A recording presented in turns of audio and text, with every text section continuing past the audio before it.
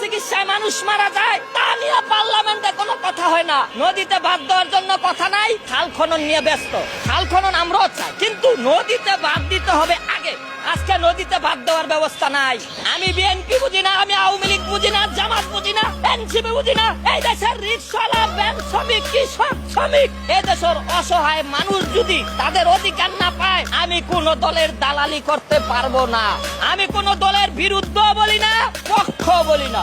অসহায় মানুষ চিকিৎসার অধিকার পাবে, খাদ্যের অধিকার পাবে, বস্ত্রের অধিকার পাবে, শিক্ষার অধিকার পাবে, কর্মসংস্থানের অধিকার পাবে। এইটাই ছিল জুলাই আন্দোলনের মূল লক্ষ্য। আজকে জুলাই আন্দোলনের মূল লক্ষ্য থেকে যদি এনসিপি তোমরা সরে যাও, তোমাদের পাশে আমরা জনগণ নাই। অনেকে বলে খায়রুল মনে হয় বিএনপি কে নামানোর জন্য জুলাই আন্দোলনের বিরুদ্ধে লাগছে। আরে ভাই, আমি জুলাই আন্দোলনের পক্ষে, কিন্তু তাদের লক্ষ্য ছিল চিকিৎসা পাইব, খাদ্য পাইব, বস্ত্র পাইব, বাসস্থান পাইব, নদীতে বাঁধ দিব, কর্মসংস্থান হইব।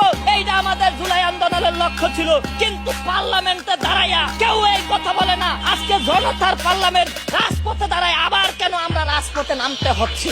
আমি রাজপথে আসি না, আমাকে এই প্রেস ক্লাবের আশেপাশে পাইবেন না।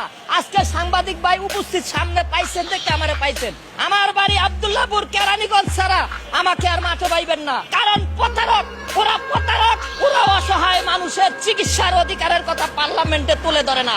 ওরা শিক্ষার আলো পৌঁছে দেওয়ার কথা পার্লামেন্টে তুলে ধরে না। ওরা শ্রমিকের ন্যায্য অধিকারের কথা বলে না। ওরা কারা আপনারা সবাই জানেন। সবাইকে বলিয়ে আমি সর্বদলীয় বিরোধী দল খাইরুল জনগণের